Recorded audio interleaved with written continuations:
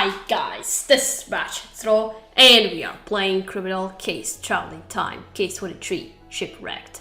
Let's start chapter 3, and the captain came to us for something and he looks really like he was in some problems.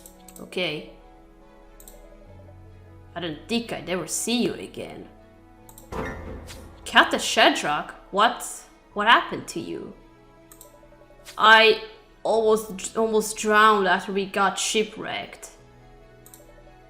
I don't feel so good. Don't worry, Captain. We'll get you to our surgeon, Dr. Rivers, and she'll make sure you're right as rain in no time.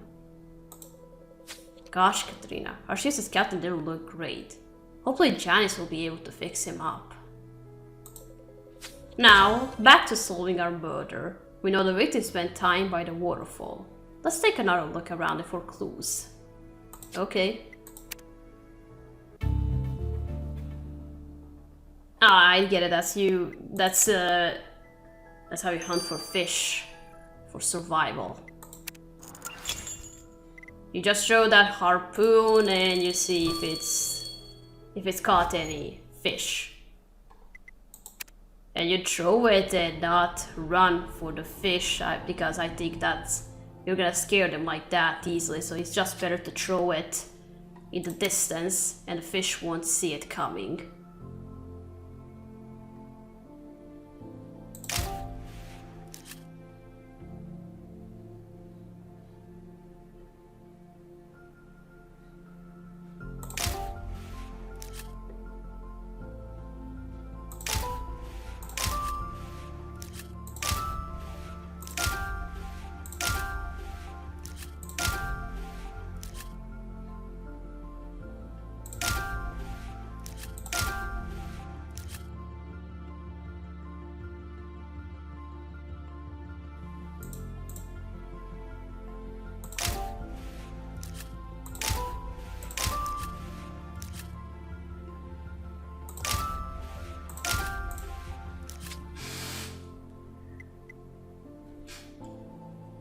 I got this loads of money because I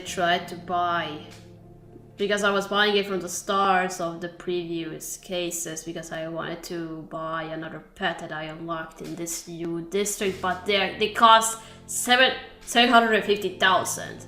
I won't be able to get that. Alright, now that I have a lot, let's just spend it.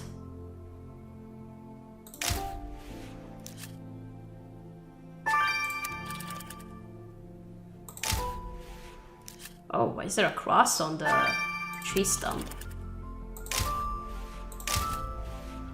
Which lockbox am I looking for? Oh, there. I was clicking on the chest, thinking it's Syracuse' treasure.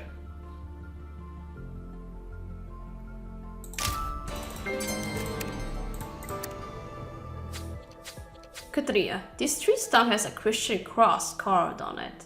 Knowing how pious the victim was, could it be linked to her?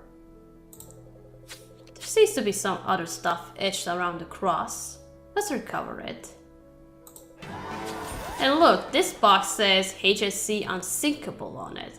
Croy told us that was the name of the ship the islanders were on. We'd better open it. We shouldn't leave any potential clue behind, so let's put this torn paper back together too. Come on, Katrina. We are close to finding our killer. Okay.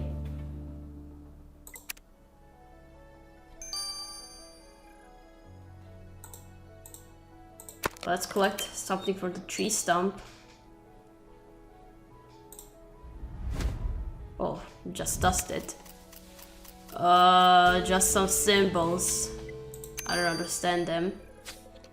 I have no idea what these weird symbols of the tree stump are about. Do you, Katrina? Wait, hold on. Are those zodiac signs because this kind of symbol looks like Scorpio? Or maybe not. You're right, maybe Miranda will know. Let's send the stump to her. Okay.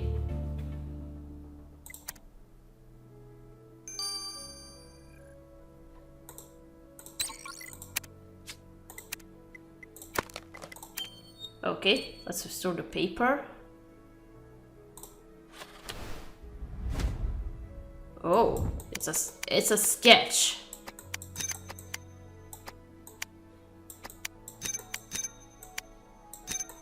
Ooh. Who drew it?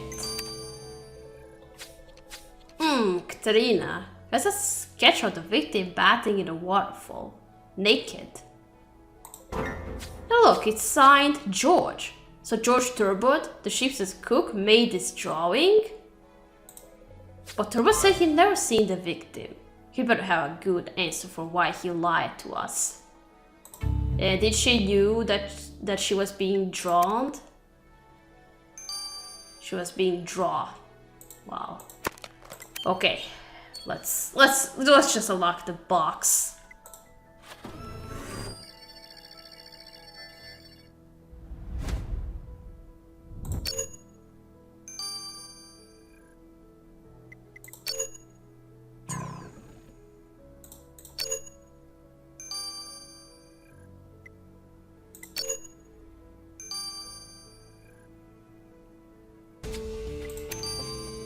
Oh, wedding rings.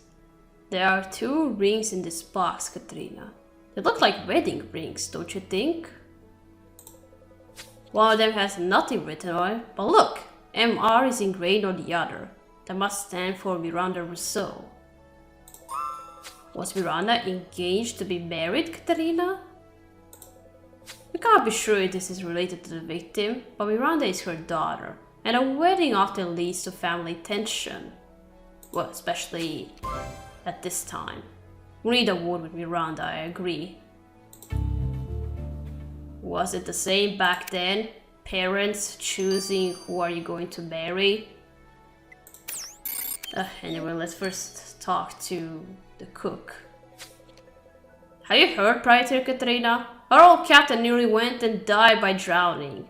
I've been too worried about myself till you realized he was missing. Well, rest assured that he's in good hands with our surgeon now. But speaking of death, you told us you'd never met our victim. So why did we find this semi-naked drawing of her, signed by you? Alright, I lied to you, Praetor Katrina. I didn't meet that dead woman while she was still alive. I were out by the waterfall collecting wood to make a fire when I saw her in the water, illuminated by moonlight, her luscious mangoes on full display. It's been so long since I've been in the arms of a woman that I couldn't help but stare and draw that likeness of her. But all of a sudden the lady spotted me ogling her and came screaming after me like a banshee. I was lucky to get out alive. Well, I'm not surprised Mr. Rousseau was mad after discovering you were ogling her. But let's not find out you were responsible for her not getting out alive. Oh, it's not going to be you.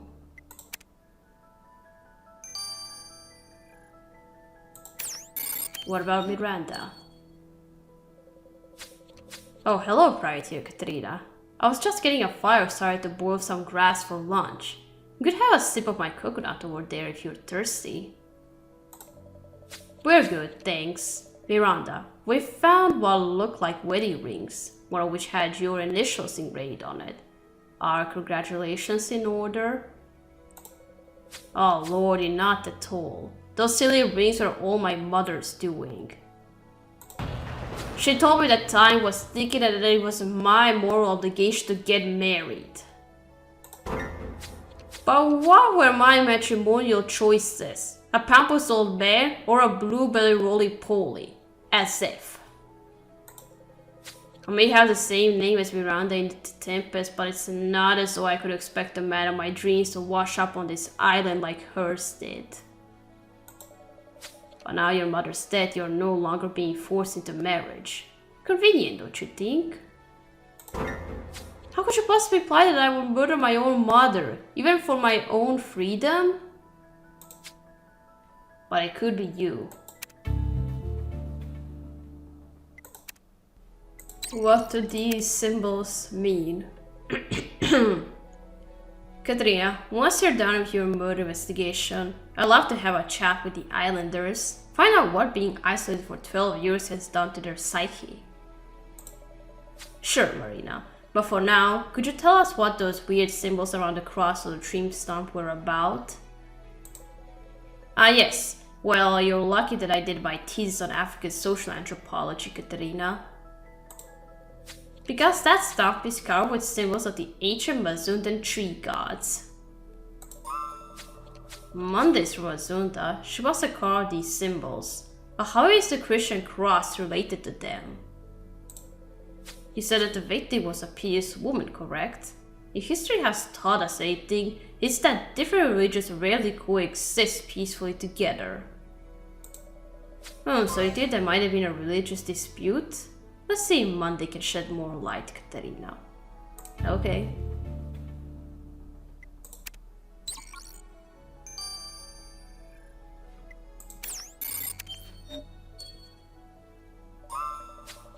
Monday, we found this carved tree stump of yours. What's it about?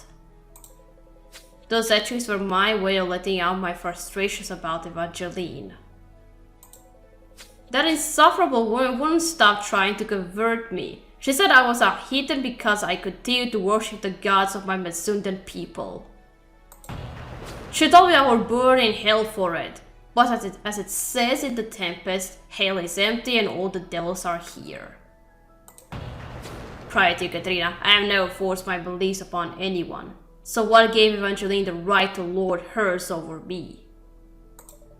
Well, Monday, I can imagine Mr. So forcing her religion on you was frustrating, but I hope it wasn't you who sent her to be her maker.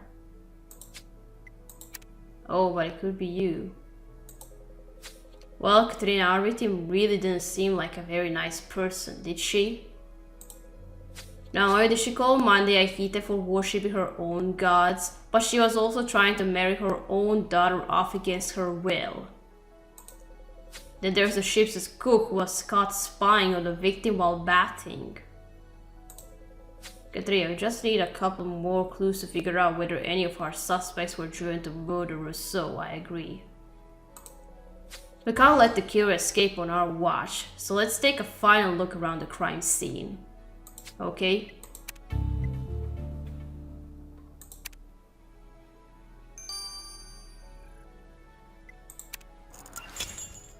Okay, let's look around for last two clues.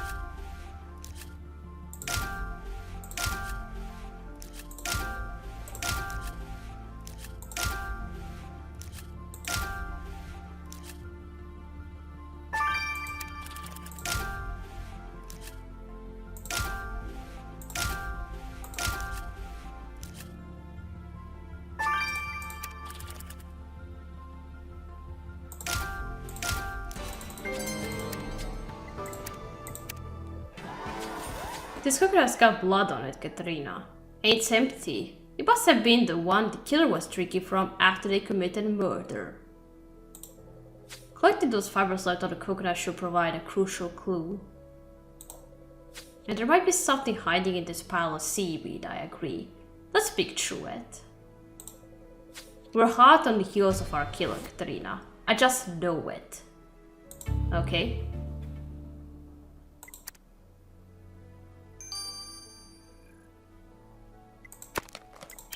Alright, let's collect something from the coconut.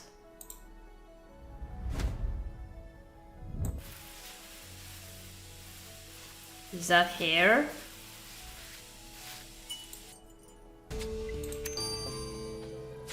We'd better get these brown fibers on the killer's coconut straight to Theo, Katrina. Okay.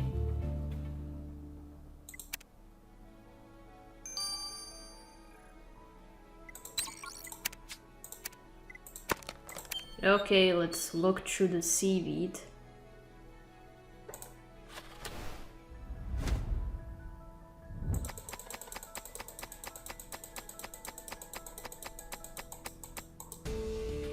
Oh.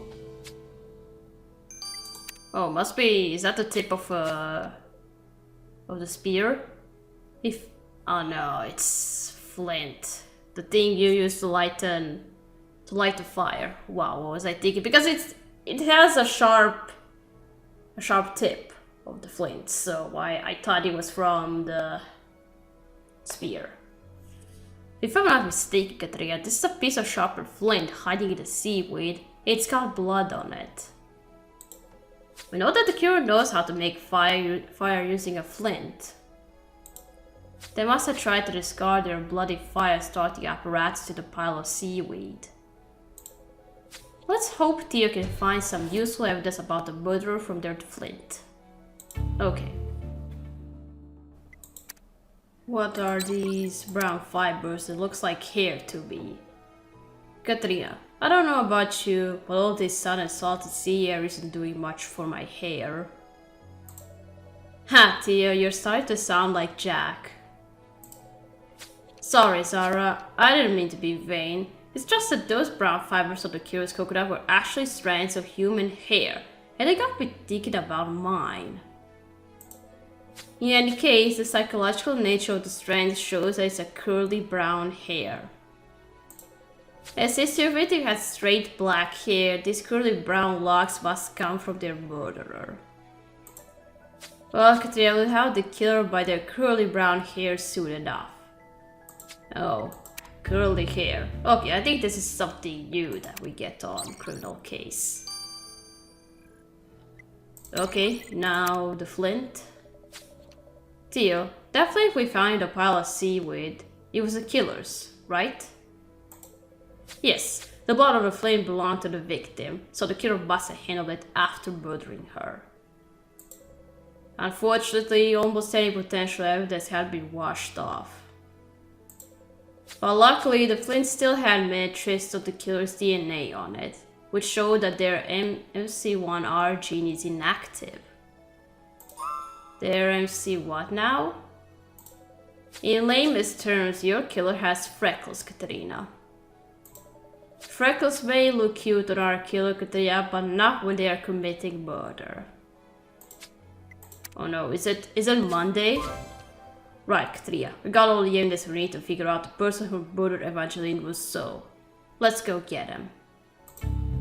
I think it's Monday.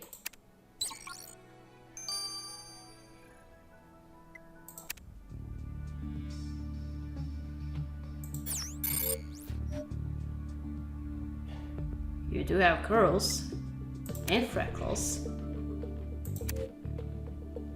Straight. Oh, she has no freckles. Well, just what I was thinking about.